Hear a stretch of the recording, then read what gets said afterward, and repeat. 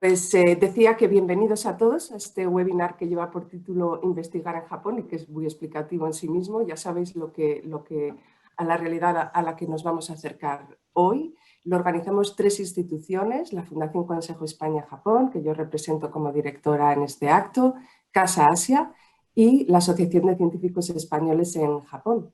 A ambas instituciones muchísimas gracias. Ha sido un placer colaborar y trabajar todas estas semanas en organizar este encuentro en el que vamos a contar con 4 brillantes investigadores españoles en Japón y con una moderadora de lujo, Ana Fuentes, que nos va a acercar a su realidad y a las oportunidades que esta realidad de investigar en Japón ofrece. Solo quiero decir un par de palabras, no quiero quitar tiempo a la sesión, pero sí voy a decir un par de palabras de lo que es la Fundación Consejo España-Japón, para aquellos que no nos conozcáis.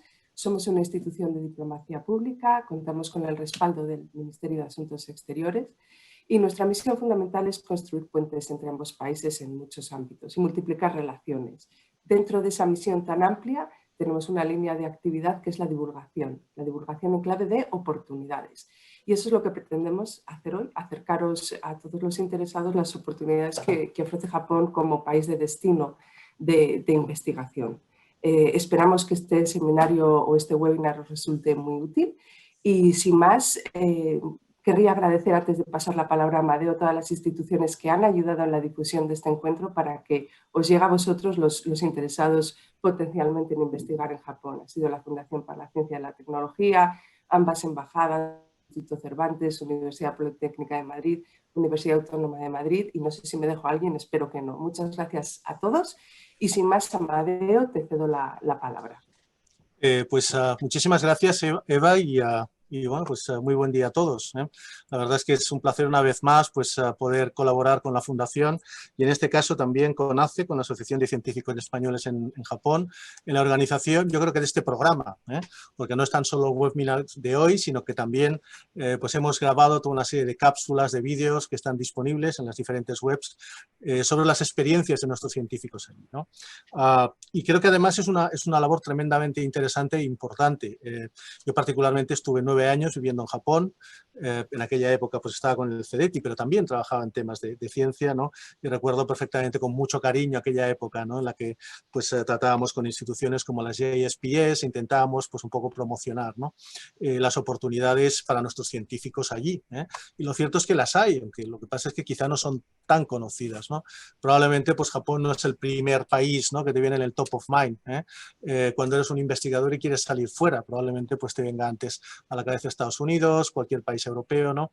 Pero lo cierto es que hay oportunidades, ¿no? Hay oportunidades, obviamente también hay dificultades, ¿no?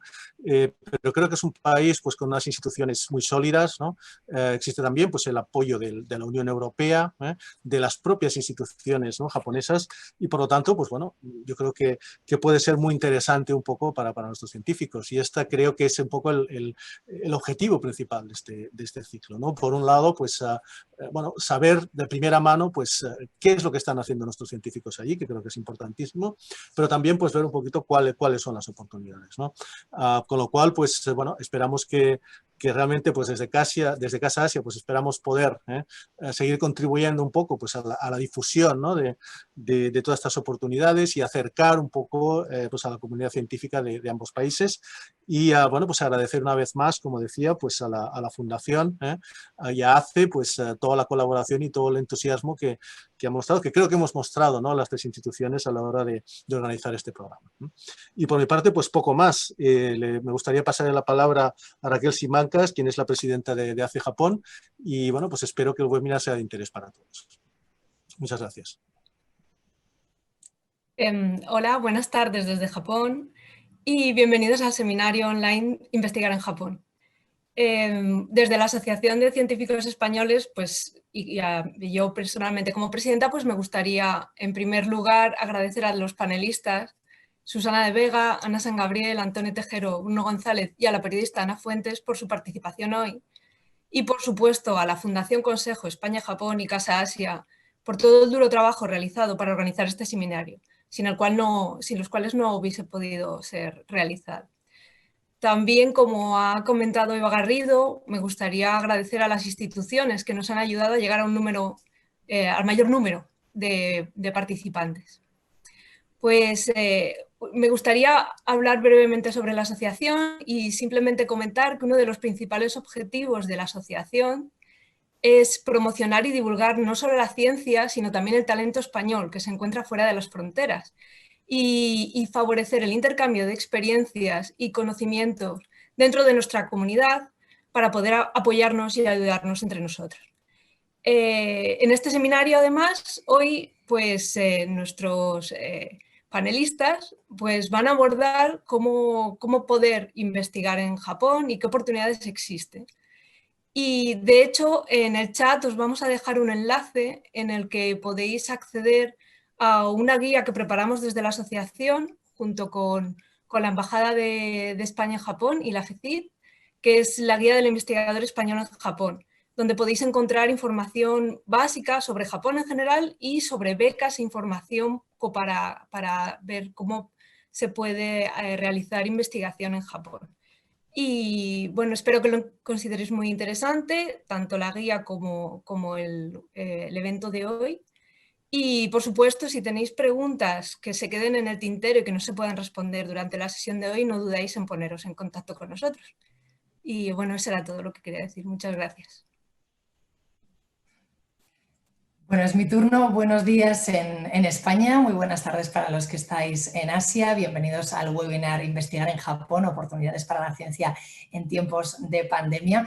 Antes de nada, me sumo a todos esos agradecimientos a la Fundación Consejo España-Japón, a Casa Asia y a la Asociación de Científicos Españoles en Japón, porque son quienes hacen posible que hoy estemos reunidos virtualmente. No podemos vernos, pero somos más de un centenar de personas ahora mismo conectadas, siguiendo este encuentro en directo, estudiantes, académicos, profesionales de la ciencia, representantes del mundo de la empresa.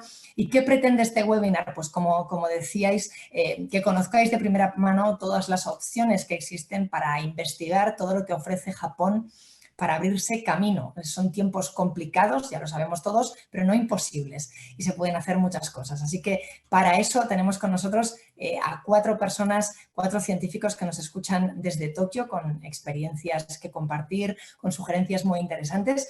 Voy a presentároslos. En primer lugar es Susana de Vega.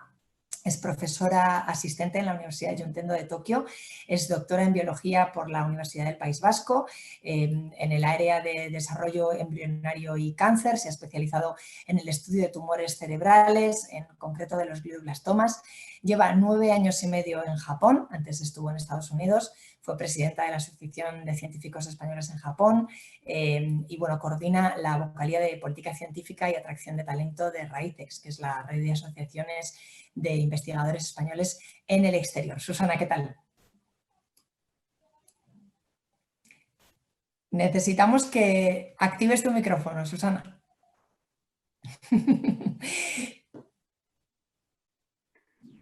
Hola, perdona. Buenos días, Cia, y muchas gracias por la introducción y por la invitación a participar en este seminario.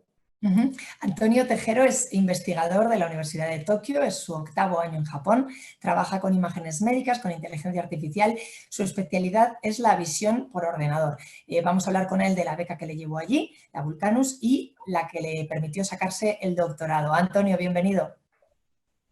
Hola, muchas gracias, Ana. Encantado de estar aquí y que, bueno, lo que hablemos hoy sea de utilidad para los que están escuchando. Nos acompaña también Ana San Gabriel, que es doctora en Medicina Veterinaria y máster en Nutrición. Es la directora de Comunicación Científica de Ajinomoto en Tokio, una compañía que tiene unos 34.000 empleados en todo el mundo, que le permitió hacer investigación básica durante más de una década. Ella llegó a Japón en 1994 y nos va a dar una perspectiva de cómo ha evolucionado la investigación en el mundo de la empresa. Ana, gracias por acompañarnos. Muchas gracias, Ana, y buenos días a todos y gracias por la invitación de hoy. Y por último, Bruno González, que es ingeniero de telecomunicaciones e investigador postdoctoral en el Institute for Photon Science and Technology de la Universidad de Tokio. Trabaja con láseres de alta potencia y es el único extranjero en su grupo de investigación. Así que nos va a contar qué beca le permitió acceder, a dónde está y cómo es la adaptación. Hola, Bruno. Hola, muchas gracias y buenos días a todos. Como estamos lejos y tenemos muchos temas que abordar, si os parece, en primer lugar os voy a preguntar uno por uno, brevemente, por una visión general. ¿Es un buen lugar Japón para un científico? ¿Qué puntos fuertes y qué carencias veis en la investigación en Japón? Cada uno desde vuestro ámbito. Así que en el mismo orden que os he presentado, si os parece. Empiezas, Ana. Sí, es un lugar bueno para investigar.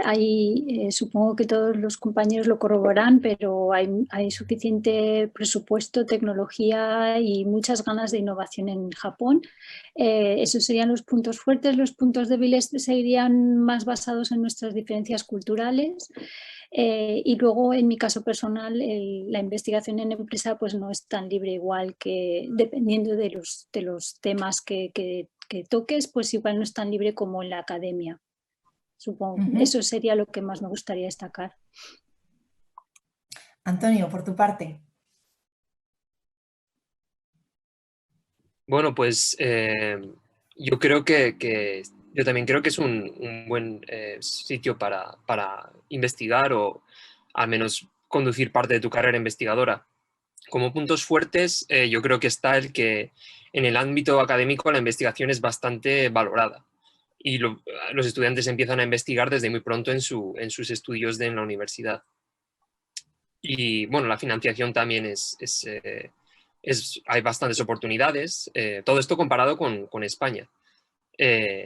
Y luego en mi campo, que es el de la inteligencia artificial y visión por ordenador, incluso yendo a empresa, hay empresas que no hacen exclusivamente desarrollo, sino que hacen la parte de investigación, también se la toman bastante en serio. Y bueno, colaboraciones empresa-universidad, entonces es bastante rico en todo el tema de investigar. Como puntos débiles, bueno, pues como extranjero siempre es difícil competir con los propios japoneses que están aquí, ¿no? Por temas culturales y demás, puede que incluso más difícil que si estuvieses compitiendo en Estados Unidos con un estadounidense, por ejemplo, ¿no? Entonces, bueno, siempre hay, bueno, ese tipo de pegas, pero bueno, en general buen sitio para investigar. Ya sabéis que todos estos aspectos que ahora mismo estamos abordando de forma general, después podemos incidir en ellos, así que no os preocupéis si tenéis papel y lápiz y queréis apuntar, después preguntar, habrá un momento también para que el público, todos los que nos estáis escuchando en directo, podáis participar. Les cedo ahora mismo la palabra a Susana para que también dé esa perspectiva general. Sí, yo desde luego coincido con Ana y con Antonio que el panorama científico en Japón desde luego es muy atractivo y bueno, pues comparado con el de España, como decía Antonio, pues creo que tiene muchísimas ventajas, ¿no? La financiación, creo que lo hemos mencionado todos, es muy buena y a mí me gusta mucho la apuesta que hacen por la innovación y la tecnología y cómo llegan a la sociedad. A mí eso es algo que me impactó en Japón porque la sociedad realmente aprecia la ciencia y se informa muy bien y eso como investigador pues te motiva muchísimo, ¿no? Ya no solo desde la parte puramente profesional, sino cómo puedes llegar a transmitir lo que haces. Y en cuanto a la parte igual menos buena o por mejorar, yo diría que desde mi punto de vista, la investigación es algo global que necesita intercambio de ideas continuo y con muchos grupos, con mucha gente dentro y fuera del país. Y quizá eso aquí resulta un poco más complicado porque se entiende a la idea del grupo cerrado. Entonces, es difícil llegar a comunicarte rápido con otros grupos, incluso dentro de Japón o fuera de Japón. Igual quizás por la cultura de relaciones que existe, ¿no? Entonces eso a veces pues te puede resultar un poco limitante, pero en general el panorama es muy satisfactorio. ¿Y tú cómo lo ves, Bruno? Bueno, pues yo además, por supuesto, de subrayar lo de la financiación, que aquí básicamente comparado con España la inversión es bastante más alta, así que durante tu carrera investigadora en general no hay problema para conseguir dinero para equipamientos o cualquier cosa que necesitas para tu propia investigación.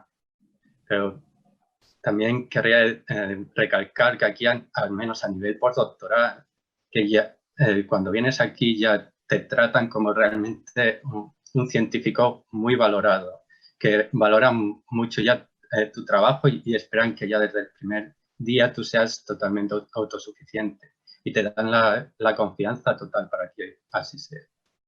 Por otro lado, hay que decir también, al menos en mi campo, que es sobre láseres y fotónica, aquí en Japón todavía el nivel de internacionalización en los grupos es bastante bajito. Es decir, que la mayoría de gente en los grupos son gente de Japón.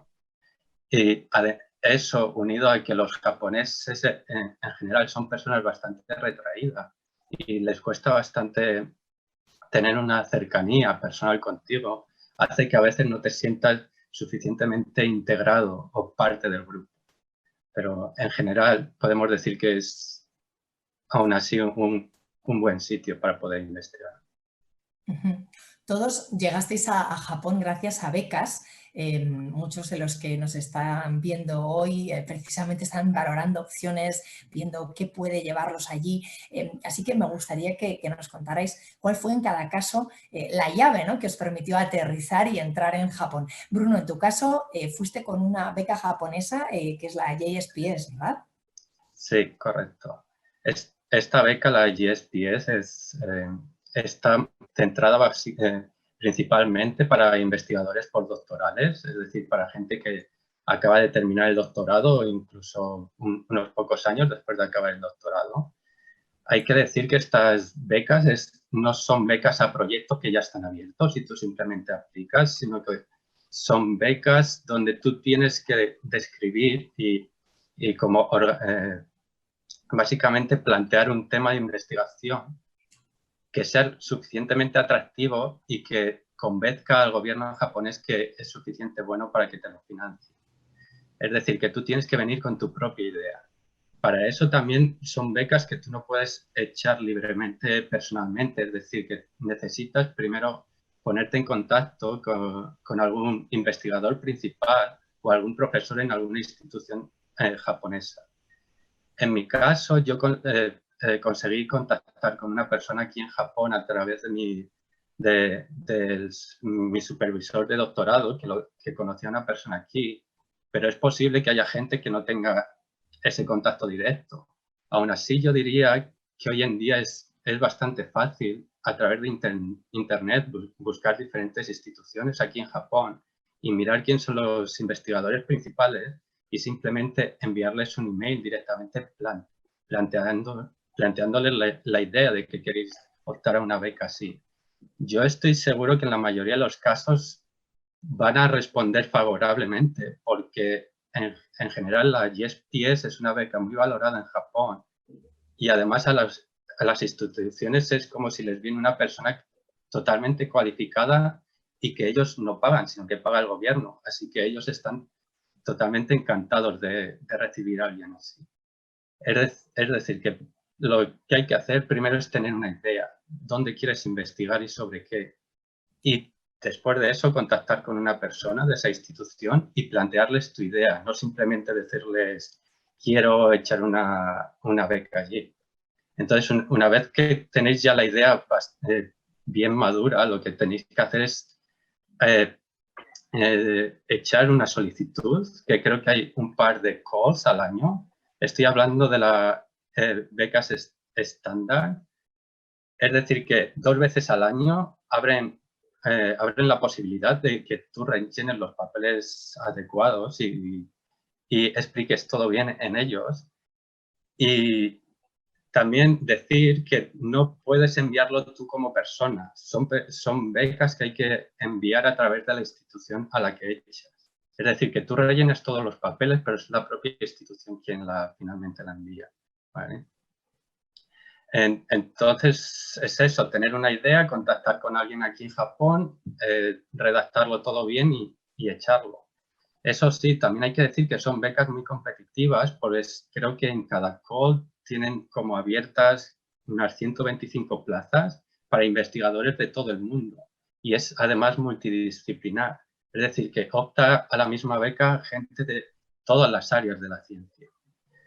Así que hay que tener en cuenta que cuando la echéis hay alta probabilidad de que no os cojan a la primera. En mi caso, yo lo tuve que echar 2 veces, ¿vale?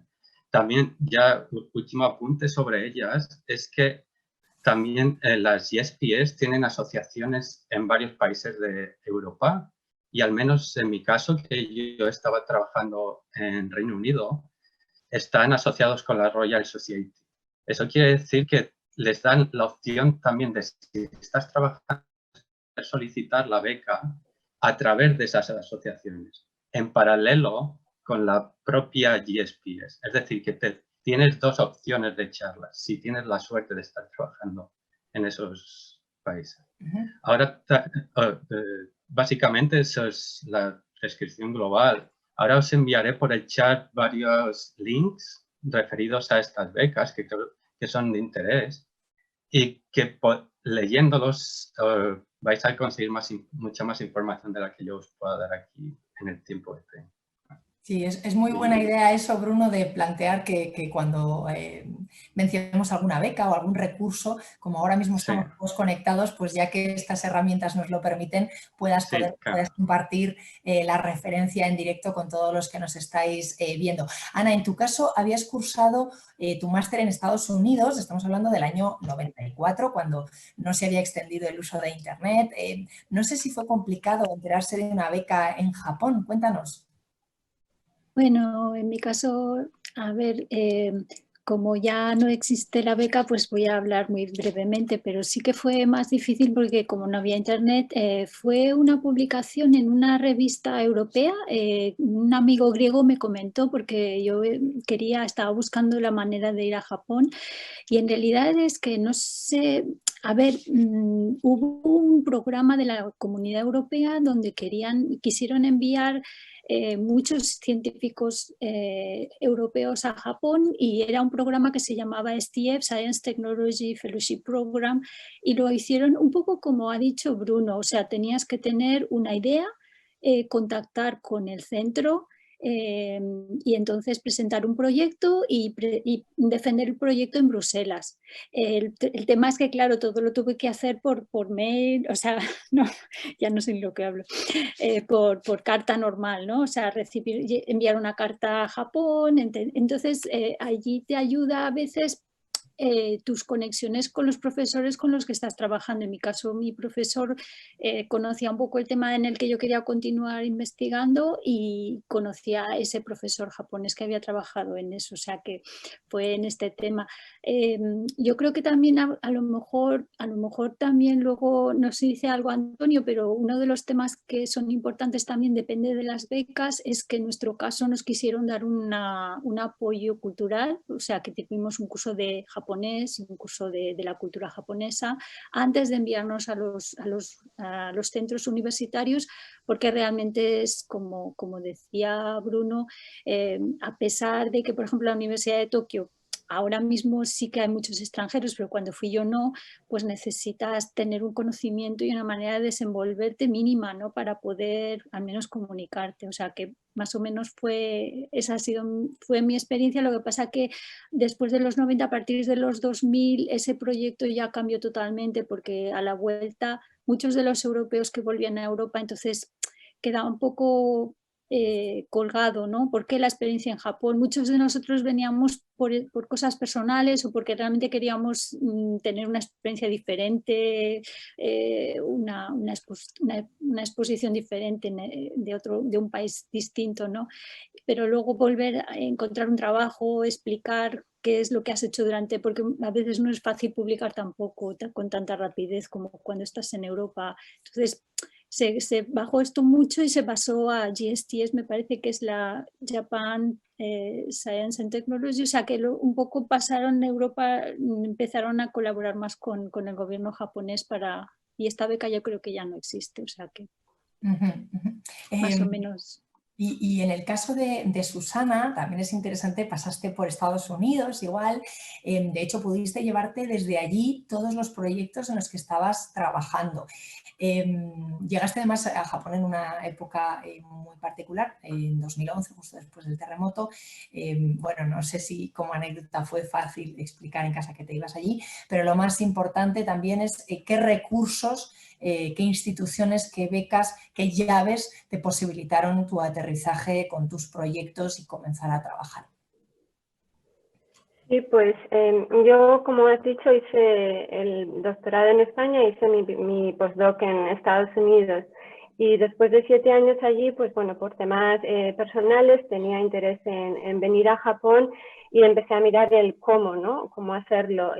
Yo, por suerte o casualidades de la vida, mi supervisor en Estados Unidos era una persona japonesa que llevaba muchísimos años en Estados Unidos, pero que tenía muchísimas colaboraciones y relaciones con investigadores en Japón. Entonces yo durante mis 7 años en Estados Unidos tuve muchísima interacción con grupos en Japón, lo cual me ayudó a poner el primer pie en el sentido de buscar un grupo que ya me conociera y que me dejara, como has dicho, traerme, que permitiera que yo me trajera esa ciencia que estaba haciendo allí aquí, ¿no?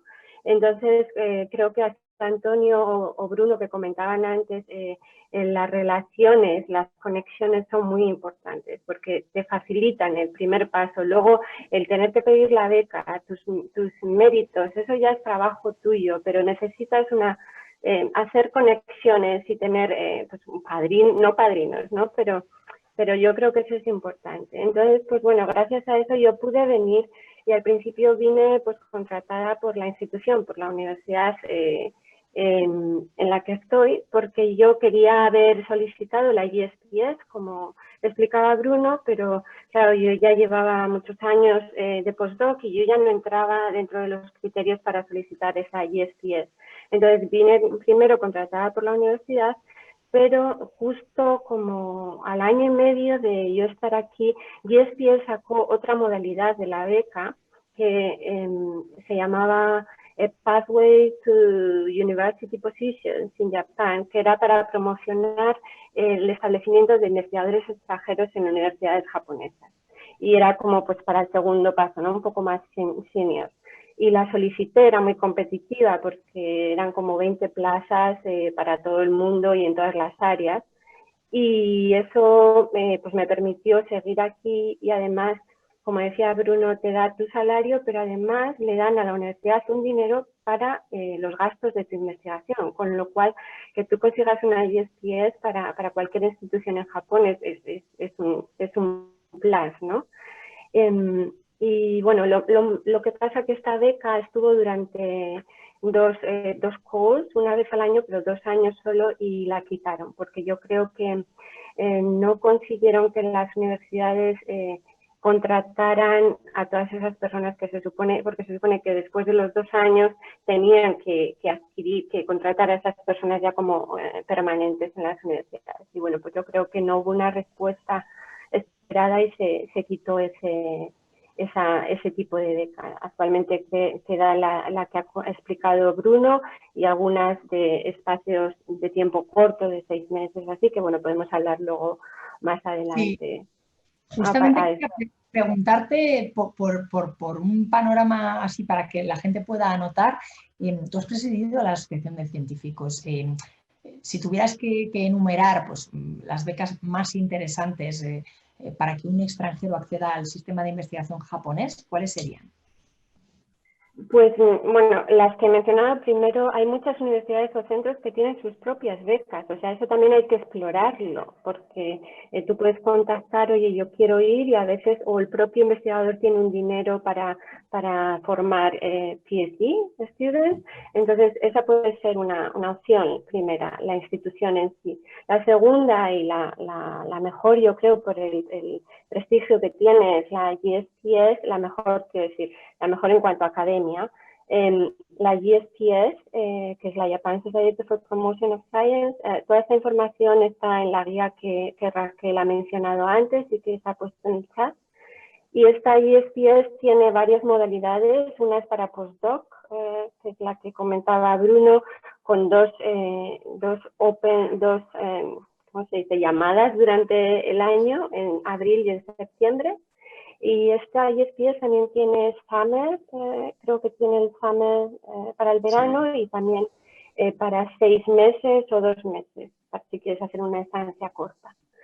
Y después el Ministerio de Educación, Cultura, Deporte, Ciencia y Tecnología, el MEXT, también tiene unas becas que son muy interesantes y de hecho en ACE Japón se hizo un seminario hace un par de meses que creo que está en el canal de YouTube de la asociación, donde varios estudiantes que tenían esa beca lo explicaban, o sea que igual también se puede compartir el link al YouTube, luego lo miramos.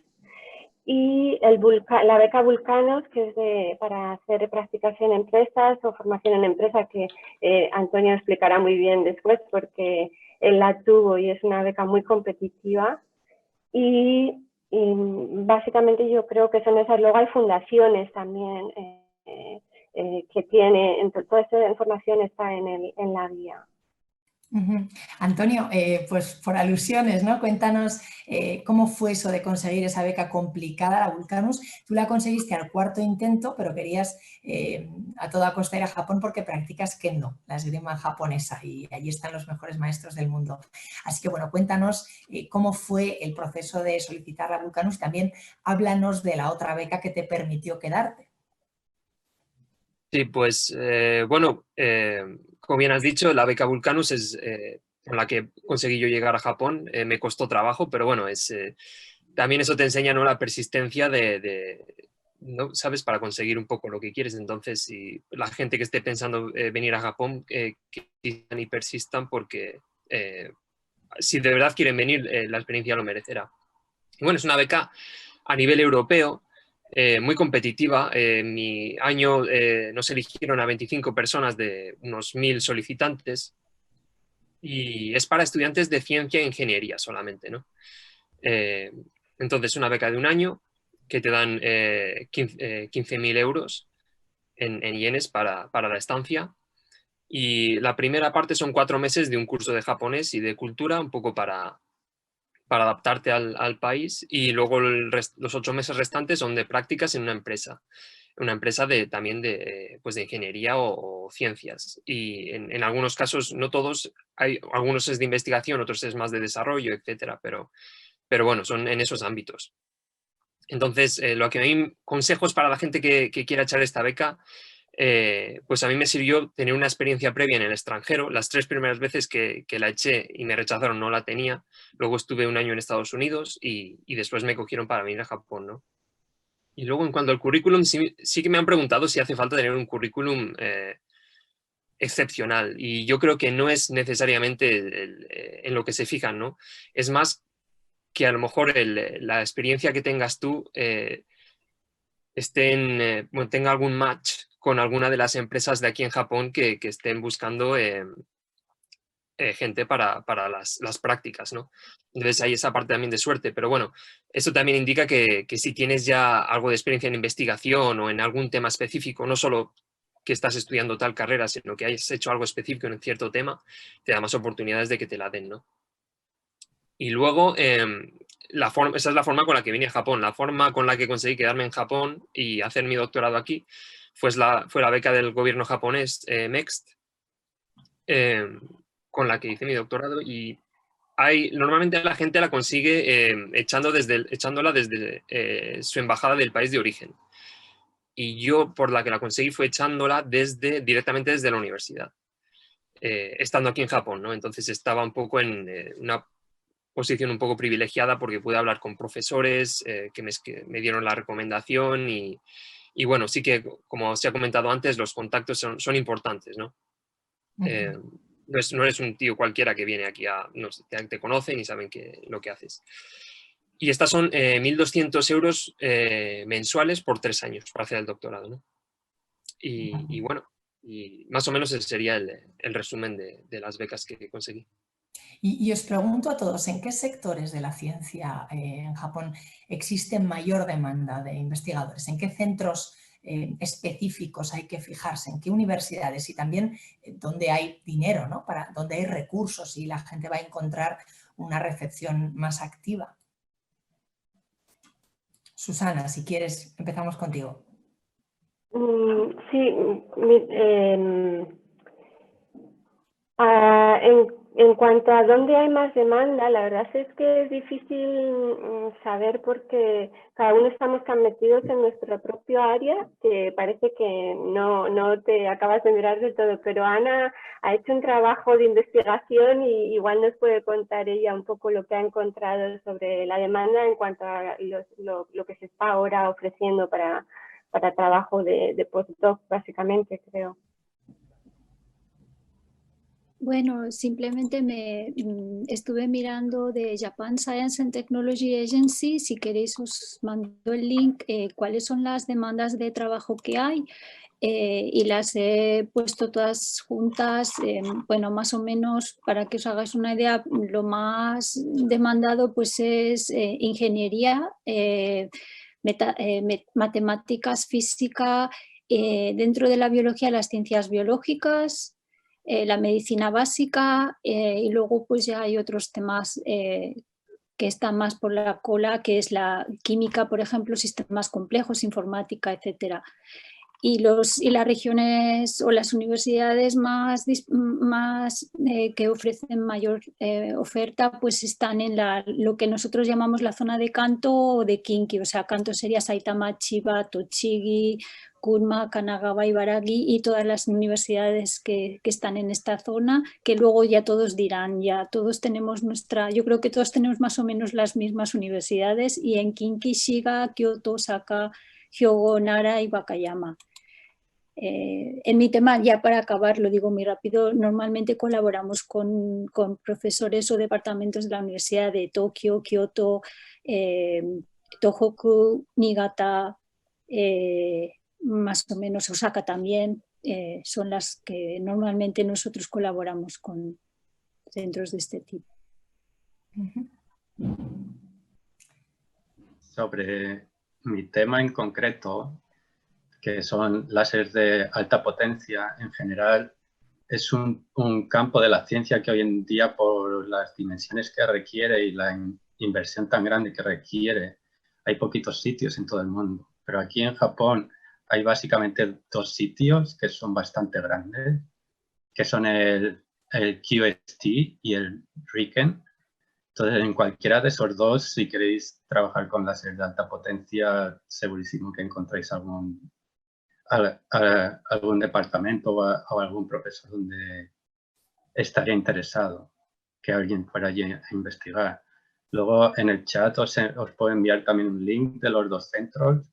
Pues esos 2 centros también son centros donde no solo se centran en láseres, sino que tienen campos de investigación mucho más amplios. Así que otra gente que no esté trabajando en láseres también le puede echar un vistazo a esos links y a lo mejor encuentra algo en esos centros que les puede interesar. Antonio. En mi caso, hay demanda de investigadores en inteligencia artificial, bueno, cuando ya que tengan experiencia y que puedan venir a desarrollar algún proyecto, ¿no? Ahora se está invirtiendo en temas de automatizar la sociedad, ¿no? Sobre todo con el tema del coronavirus, ¿no? Entonces, en universidades y centros de investigación se busca. No todas las universidades hacen investigación. Las más grandes, la de Tokio, Kyoto, Osaka, o la que me gradué yo, el Instituto Tecnológico de Nara, sí que tienen este tipo de becas y soportan el que vengan investigadores. Y bueno, en cuanto a centros de investigación, la experiencia que tengo yo es en RIKEN también. RIKEN, una rama que es RIKEN EIP, que es para todo este tema de inteligencia artificial. Y bueno, es cuestión de buscar profesores y proyectos y ya te digo, tener alguna experiencia haciendo algo ya de, sabes, que puedas enseñar que puedes contribuir en los temas que estén desarrollando aquí. Antes de tomar la decisión, no sé si hay consejos o recomendaciones que os habría gustado que os dieran antes y que podáis compartir con las personas que nos están viendo. Bueno, puedo empezar yo, por ejemplo.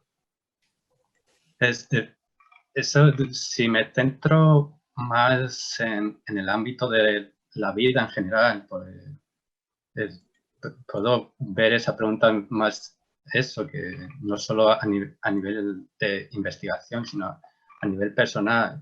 Se podría decir que una cosa que, por supuesto, es bastante obvia y que todos sabréis es que Japón está muy lejos de España. Entonces, tenéis que saber de antemano que si venís a Japón, básicamente vais a estar varios meses donde va a ser muy difícil regresar a España. Así que tenéis que tener eso en mente.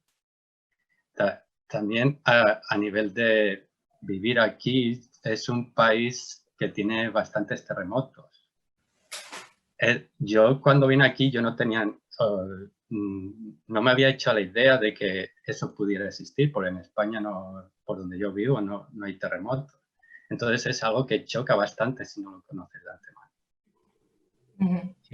Y si una cosa más centrada a lo mejor en la vida aquí, que sería bueno saber de antemano, es el nivel o la sanidad que existe aquí en Japón, que en principio si venís aquí a trabajar, todo el mundo está obligado a tener un seguro de salud. Así que no es necesario que os hagáis un seguro privado o algo parecido en España antes de venir. Porque automáticamente si trabajas, ya no solo si trabajas, sino que si vives en Japón estás obligado a tener un seguro.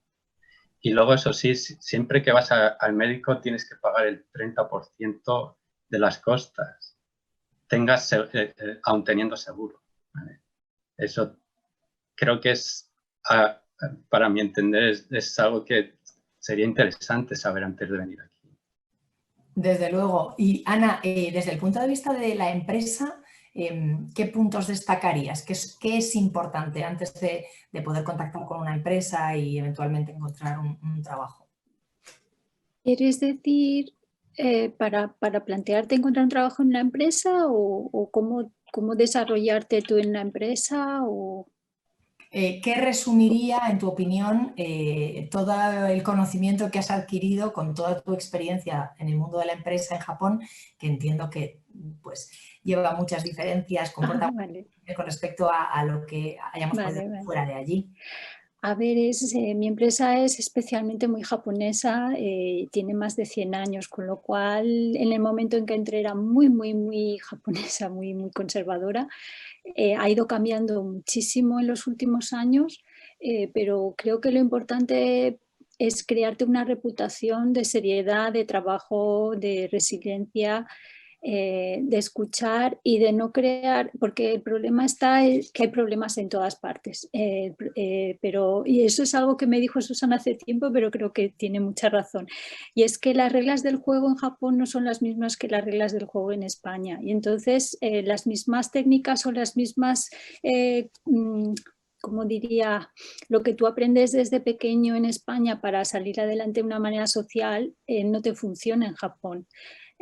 No puedes ser muy directo dependiendo de qué cosa. Si es sobre el trabajo sí, pero si es algo personal no. Con lo cual has de evitar conflictos y saber que cuando se hace la vida social, cuando se va a beber y se va a tomar algo, pues es cuando tienes la oportunidad de hablar realmente de lo que quieres. O sea, y eso crea muchas frustraciones, incluso puede que cometas muchos fallos y depende mucho, pues claro, el compromiso que ellos tienen de tener una persona extranjera que son conscientes de ello y saben que les aporta mucho también, pero crea fricción muchas veces entre unos y otros.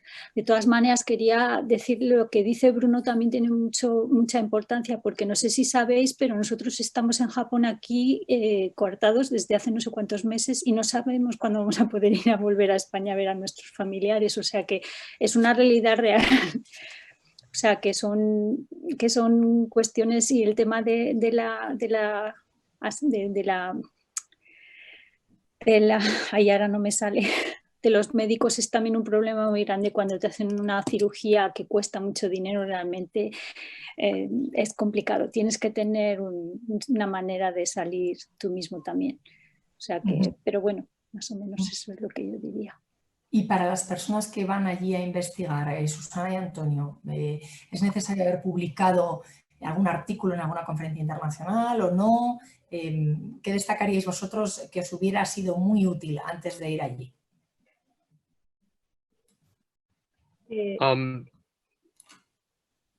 Los artículos sí que puedo comentar algo. Por ejemplo, en mi ámbito sí que es verdad que, bueno, aquí, como dije, en Japón, estudiantes desde tercer o cuarto año ya empiezan pues, a leer artículos, por lo menos en la experiencia que tengo yo aquí en mi campo. Entonces, si ya tienes en España, has conseguido publicar algún artículo, sabes lo que es investigar, sabes un poco moverte en ese tema, cuando vengas a Japón no vas a tener que aprenderlo desde cero, ¿no? Sabes, en el idioma de aquí, en este entorno, ¿no? Es mucho más fácil y si ya tienes esa experiencia.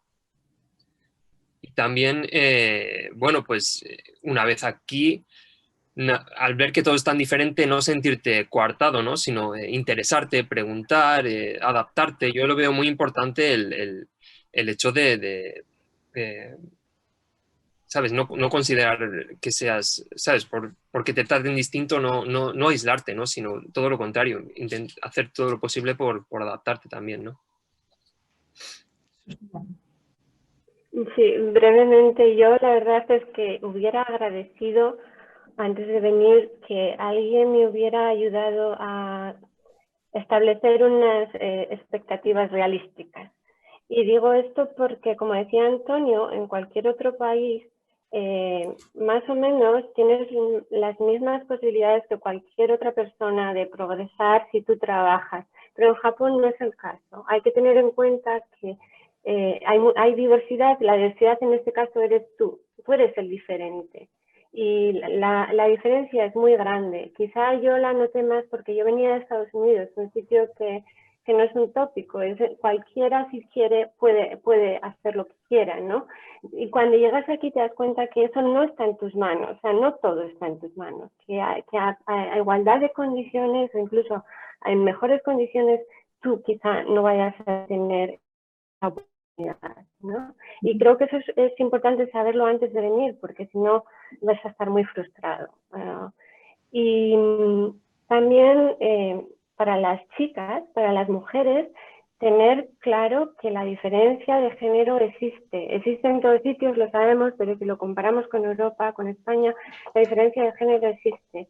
Y no es muy evidente que te vayan a discriminar muy evidentemente o muy agresivamente, pero es muy sutil, pero existe y son problemas que te impiden tu progreso, ¿no? Y luego lo que comentaba Ana de la cultura, de las herramientas que traemos quizá no nos sirven. Yo recuerdo que una persona a la que quiero mucho cuando llegué me dijo, Susana, tienes que aprender a leer el aire. ¿Qué quiere decir? Aprende de lo que no se habla, porque igual en España estamos muy acostumbrados a hablar muy directamente y decir todo claro para resolver conflictos. Aquí se resuelven al revés, se resuelven callando y observando.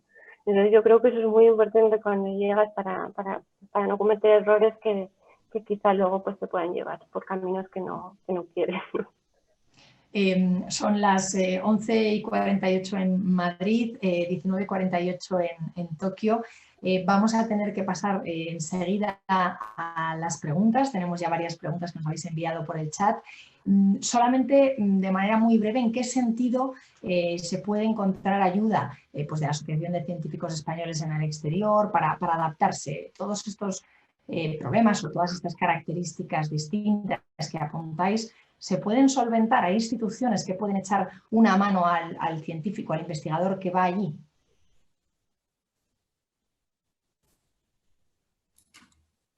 Susana, yo creo que eres la mejor para Susana o Raquel. Sí, Bueno, iba a creo decir que la asociación, de hecho la asociación se ha hecho desde que nació con ese objetivo, ¿no? Apoyarnos, porque igual pues toda la gente que llevaba aquí mucho tiempo como Ana tenía esa carencia y nació la asociación y bueno, Raquel les puede contar las actividades que hacemos de apoyo desde la asociación. Pues quizás, no sé si Raquel quiere introducir participar.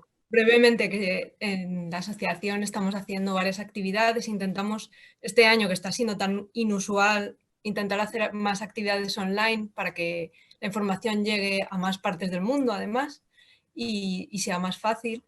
Y quería hacer el hincapié que no solo está la asociación, sino que muchas universidades también tienen como el departamento del estudiante internacional o el investigador internacional, al que también se puede pedir ayuda.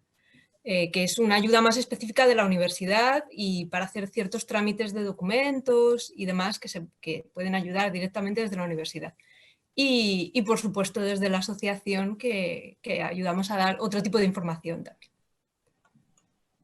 Pues vamos a pasar a vuestras preguntas, las preguntas que lleváis ya un rato planteándonos en el chat. Carlota Alonso dice: buenos días, muchas gracias por el seminario. Quiere saber, aunque no sabe si tiene tanta relación con vuestro campo, si hay demanda de investigadores de ciencias sociales, pedagogía, comunicación, gestión intercultural, incluso mitología, marketing y comercio internacional. Y da las gracias, hermano. Sí, lo podemos pensar para casa, pero sí, hay investigación en humanidades y en economía. De hecho, en la asociación, que quizá por el nombre siempre parece que está más ligado a las ciencias puras, ¿no? Pero no, tenemos muchos investigadores en humanidades y las becas están a todas las disciplinas, o sea que hay demanda y sobre todo pues hay mucho, creo que no sé si era Raquel que lo comentaba al principio, ¿no? El fomento entre Japón y España, todo eso en la parte de humanidades, hay visto mucha investigación también, pues por las dos partes, ¿no? Temas de España en Japón y temas de Japón en España. Plantea Emma González: habéis mencionado la falta de internacionalización en algunos ámbitos como una de las desventajas de investigar en Japón. ¿Se extiende a todas las universidades de Japón, incluso en Tokio, que es una gran ciudad? ¿Creéis que es un aspecto que puede mejorar en los próximos años? Vale, pues por hacer un pequeño comentario, yo creo que muchas veces es cuestión de suerte, ¿no? Yo conozco gente que ha venido a investigar en Japón en la universidad y en el laboratorio suyo hacían todas las reuniones en inglés, por ejemplo, y no les era cómodo vivir sin aprender el idioma, ¿no? En mi laboratorio prácticamente todo se hace en japonés. Entonces, en cuanto al idioma, ese tipo de internacionalización sí que se nota, ¿no? Que muchas veces depende de la suerte que tengas o de tu jefe, el jefe del laboratorio, depende del sitio. Hay sitios que sí, hay sitios que no. Definitivamente el inconveniente es que no lo hay en todos los lados, ¿no? Entonces tener un poco de cuidado. O si sabes el idioma, pues puede ser una motivación para aprender el idioma también. Claro. Gabriela Cuevas dice: ¿verían un inconveniente en que tenga un hijo? Es decir, el hecho de tener familia supone un obstáculo. Y también querría saber, pero esto ya lo habéis respondido, si hay posibilidad de una beca en ciencias sociales. Pero bueno, centrémonos, como habéis comentado ya lo de las ciencias sociales, en si la familia podría ser una cortapisa a la hora de acceder a becas, a llegar al país, a desarrollar una carrera profesional allí.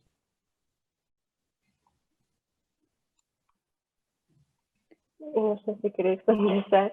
Susana. No sé, dices tú algo, Susana. Yo lo único que podría decir es por lo que veo de mis compañeras, pero tampoco no sé, o sea, tenemos compañeras que han tenido hijos y familia aquí en Japón, pero no puedo hablar por lo que ellas han vivido, sino por lo que yo veo, y es que pocas han cuidado de niños, hay pocas jardines de infancia, los colegios tienen unos horarios y unas actividades muy demandantes para los padres, tienen que participar en muchas actividades, con lo cual representa un reto. Y además que si eres extranjero o llevas a los niños a colegios extranjeros que son súper caros, o si los llevas a colegios japoneses te tienes que amoldar a todo el sistema que tienen ellos de educación, que no es fácil, es complejo. Y los padres no pueden ayudar porque no entienden igual el idioma o lo que sea, y entonces se representa un reto, y es un reto para las mujeres en Japón de todas maneras. O sea que yo creo que incluso a las mismas, como hemos estado comentando, en las mismas circunstancias, yo creo que para las madres extranjeras o españolas sería incluso más complicado. Es mi manera de verlo, pero claro, tampoco he tenido una experiencia directa.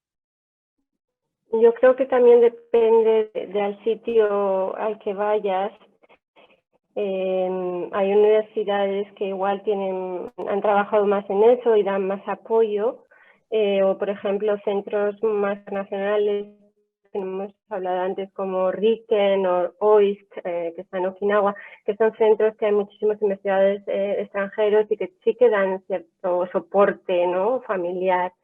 Pero yo también, por decía Ana, por las experiencias de compañeras, yo diría que es posible, evidentemente, pero es un esfuerzo y estaría bien contar con un apoyo. Si tu pareja, pues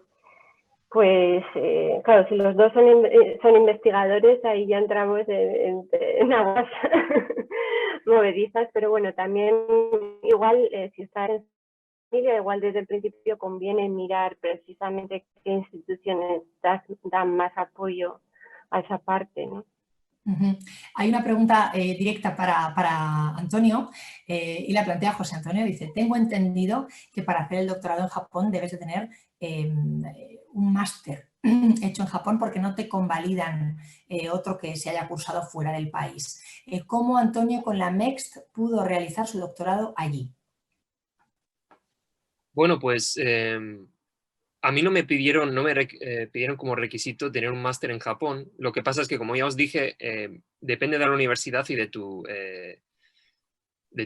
campo. Por ejemplo, para mí ya me requerían haber publicado un par de artículos científicos. Entonces, yo tenía mi más España, más experiencia investigando, que probablemente si a lo mejor tú con tu máster a lo mejor no has entrado todavía en temas de investigación y no tienes esa base que te permita entrar al doctorado, a lo mejor no te admiten. Yo creo que es más el tema de los requisitos de admisión para el doctorado, más que si tienes un máster o no. Yo no tuve ningún problema para entrar.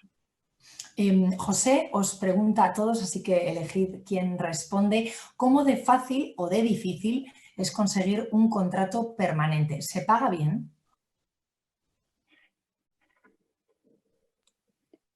Se paga mejor que en España. ¿Quieres decir en una universidad o...? Pues quizás alguien puede responder por parte del campo universitario y tú, Ana, a lo mejor desde el mundo de la empresa, si te parece. Bueno, yo respondo desde la parte universitaria. Desde mi experiencia y con los comentarios y experiencias de compañeros, conseguir un contrato permanente, o sea, lo que sería una plaza en una universidad japonesa, es prácticamente igual de difícil que conseguirlo en España. Porque la rotación de profesores de plazas es muy limitada también. Entonces, quizás comparado con una empresa es algo diferente, pero en la universidad normalmente lo que se hacen son contratos más o menos largos, de 5 años, 10 años, según vas subiendo en tu carrera investigadora, de profesor asistente, profesor asociado, pero conseguir una plaza permanente es muy complicado. Para los japoneses también, quiero decir, no es solo por ser extranjeros, sino para todo el mundo es muy complicado. Y yo para empresa lo digo muy rápido, lo único que tienes que demostrar es que es una persona en la que pueden confiar, o sea, te dan normalmente unos 5 años y en esos 5 años pues evalúan lo que has hecho, que si eres una persona que pueden confiar en ti, que trabajas bien con ellos y tal, y entonces sí que te pueden dar un contrato permanente. De hecho yo ya lo tengo desde hace mucho tiempo. Y el salario en las empresas extranjeras igual es más dependiendo de tu mérito. En las empresas japonesas todavía hay muchas que se hace por senioridad, entonces a partir que cuanto más años llevas en la empresa el sueldo va subiendo progresivamente y es generoso. Yo no estoy en ingeniería ni estoy en manufactura de coches o en empresas así que ganan mucho dinero, pero dentro de la alimentaria pues realmente es atractivo, ¿no? Te permite tener una vida normal, buena, media. Patricia Jarabo dice, estaba planteándome hacer un postdoc en Japón cuando termine la tesis. Ella ha estado trabajando en el modelo de glioblastoma en Drosophila y le gustaría saber si al pedir las becas se valora más un proyecto que esté relacionado con lo que uno ha hecho o en Japón prefieren que se vaya cambiando de tema.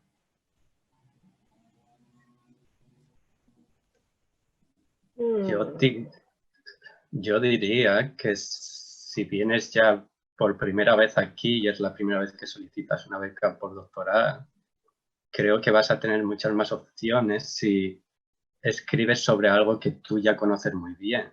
Porque como hemos dicho, todas las becas a nivel postdoctoral vas a tener que escribir muy bien lo que vas a desarrollar aquí como investigador o investigadora. Así que yo diría que vas a tener muchas más posibilidades si escribes algo, te centras en algo que tú conoces muy bien. Lo que podría decir. ¿Aportar algo? Sí, yo añadiría que como a la hora de pedir las becas, por lo menos la IESPI, la parte, el host, el grupo al que vas a ir también tiene que aportar sus documentos. Yo diría que tu proyecto tiene que estar muy en línea con el trabajo que realiza el grupo al que vas y sobre todo que el grupo sea potente. Si el grupo es potente, ya tienes media beca. Y luego que el proyecto sea realizable. O sea, no hace falta que expongas cosas que, bueno, que vas a descubrir aquí, nada espectacular, sino que lo que vas a hacer tiene base y es realizable. O sea, yo creo que con eso buscar el grupo es muy importante. Margarita agradece toda la información que estáis aportando y tiene una duda. Quiere saber qué complicaciones pueden existir para un enfermo crónico, para personas diabéticas, personas asmáticas, saber si habría algún problema o alguna consideración que tener en cuenta antes de ir por el sistema sanitario japonés. No sé, yo creo que hay muy buenos expertos tanto en tema de diabetes y en tema de asma, que en Japón también es muy común, pero es cuestión de saber, no sé, yo por ejemplo en mi propia empresa cuando necesito contactar con médicos pues les comento en el centro de salud y me comentan, ¿no? O sea, supongo que en la universidad o en el centro donde vayan ellos les recomendarán que médicos asistir, pero claro, hay que tener en cuenta lo que ha dicho Bruno, es que pagas el 30% tú y dependiendo de lo que es el proceso que tienes que seguir, puede ser muy caro. Eso sí que hay que tenerlo en cuenta, no es como en España. O sea, tienes que aportar una cantidad, entonces esas despesas de más las tienes que tener en cuenta en tus gastos de diarios. Pero bueno, te dará medicación y si lo haces de una manera sistemática no creo que haya ningún problema. Y la misma persona planteaba si la rama agroalimentaria es una rama de interés allí. Yo creo que sí, porque Japón es el lugar donde se ha iniciado el tema de los alimentos funcionales. Hay mucho interés en la agricultura en muchos sentidos. De hecho, me parece que uno de los vulcanos, Antonio, yo no sé si lo llegaste a conocer, era un ingeniero agrónomo que estuvo aprendiendo cómo hacer, ahora no me acuerdo si era sake o sea que... Sí, me acuerdo que lo conocimos. Sí, definitivamente. Además, la gastronomía japonesa está de moda, pero es que con la gastronomía japonesa va todos los productos y los ingredientes que se usan en Japón, desde el té verde, el wasabi, el sake, todo esto pues tiene una tradición, hay que aprenderla y si estáis interesados, además hay muchos de estos productos, ahora los mismos japoneses están intentando ver qué aplicaciones tienen en la salud y es interesante, yo creo, sí. Andrea pregunta si existen becas para la Senmon Gakko. Dice, creo que por edad yo no puedo solicitar la MEX en esta especialidad. Bueno, ella se queda un poco fuera de nuestro ámbito porque en la Senmon Gakko no investigan, no es como un grado superior, digamos. Entonces, yo creo que a lo mejor hay algún programa que te permita, pues, de intercambio de extranjeros, ¿no? Que te permita ir al Senmon Gakko, ¿no? Pero es un poco distinto de lo que estamos hablando hoy, yo creo. Pero yo creo que es cuestión de buscar. Algo puede haber. Pregunta Alex si tendríais alguna observación respecto a personas LGTBI, si allí pues podrían encontrar alguna dificultad. Tiene entendido, dice, que Japón no tiene una postura muy moderna con respecto a la diversidad sexual.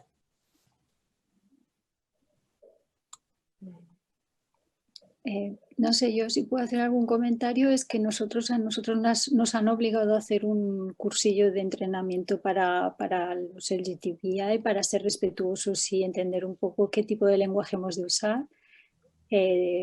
También tenemos miembros, ¿no?, que estarían en este grupo. Yo tampoco lo veo, no sé, no lo conozco personalmente, pero me da la sensación a mí que si hay algo en Japón es que hay ¿cómo se le llama? La confusión sexual, el no saber si eres hombre o mujer es muy común. Es algo que se lleva mucho en la gente joven, o sea que tampoco, no sé, yo no lo veo un problema, no sé, que no tengo una experiencia personal. En este tema yo creo que es más la cosa de que en tu ámbito de trabajo no hablas de temas personales, ¿no? Entonces, nunca vas a, no sé, yo nunca he oído gente en el trabajo así hablando de su condición sexual o, ¿sabes? Todo el mundo se comporta igual y no es que no lo acepten o lo dejen de aceptar, lo acepten o lo dejen de aceptar, es más que no es un tema del que hablan entre ellos, ¿no? Yo ahí no sé si... Ay, perdona. No, Susana, adelante. Solo quería decir que no sé si estoy de acuerdo, porque de hecho yo una de las primeras preguntas que me hicieron cuando llegué era si estaba casada. Con lo cual ya dice bastante, ¿no? Ya asumen que soy heterosexual, o porque, bueno, tienes marido, ¿no? Me decían si estás casada. Y luego yo creo que en aspectos legales una persona, cualquier persona LGTBI tiene que tener dificultades en Japón. Las tienen en todos los países, yo creo que en Japón más. Y yo, así como en otros países, he conocido mucha gente que lo ha dicho abiertamente. Aquí yo no conozco mucha gente que te lo diga abiertamente. Entonces yo creo que sí, la cosa es que no se hable de ello, porque no ves noticias sobre ello, no se habla, ¿no? Igual me critican, no sé.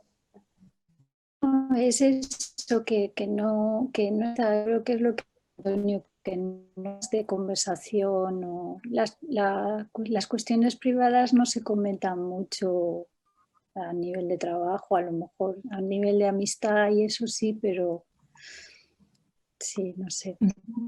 Nos quedan 5 minutos para plantear una cuestión o a lo sumo 2.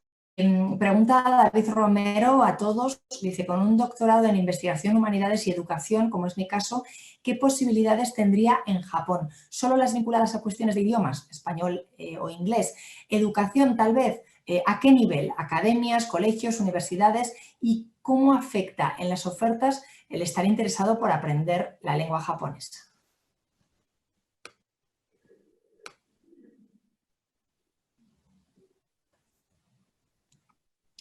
Es que dependerá de su especialización, ¿no? Si está especializado en educación, no sé, yo la verdad es que no sé mucho cómo responder, pero dependerá de la especialización y si está relacionado con el tema de la educación de idiomas, ¿no? No sé, Sí, ¿qué pensáis? Quería añadir que siendo una temática de humanidades, sin tener conocimientos de japonés, sí que puede ser muy difícil. Aunque sí que es verdad que existen colegios bilingües que utilizan el inglés y el japonés, el francés, en algunos incluso están empezando a estudiar español. Pero en el ámbito universitario, dedicándose, ¿no?, que comenta más enfocado a idiomas, humanidades, sin tener conocimientos de japonés sería muy complicado. Pero sí que se podría hacer, a lo mejor solicitando una beca MEX, que llevase un periodo de aprendizaje del idioma y después pudiese venir a Japón. Y, hombre, el mostrarte interesado por el idioma siempre es un punto a favor, pero claro, luego hay que ejecutarlo. Claro. Bueno, una última pregunta porque nos acaba de caer, pero ya os pido que cerremos también el chat. Pregunta Carlota Alonso, ¿hasta qué punto beneficia tener un N2 a la hora de acceder a becas, puestos de investigación? Dice, ¿hay titulitis en Japón? bueno, yo tengo un N2 en japonés. Siempre me planteé sacar el N1, pero no he encontrado tiempo ya. Lo que tiene el Noken es que es todo de comprensión, ¿no? No te examinan cómo eres capaz tú de hablar o expresarte en japonés. Entonces, aunque tengas N2, yo creo que va a ser... por ejemplo, en temas de investigación en ciencia o en humanidades, en letras, sí que te van a pedir el nivel de japonés. En ciencias no es un punto tan fuerte como puede ser tu tema de investigación o tu experiencia escribiendo artículos, etc. Sobre la titulitis, yo creo que es más un tema de que ellos tienen que ver que es la forma que tienen ellos de comprobar que te has sacado o sea, que eres capaz de hacer lo que dices que puedes hacer, ¿no?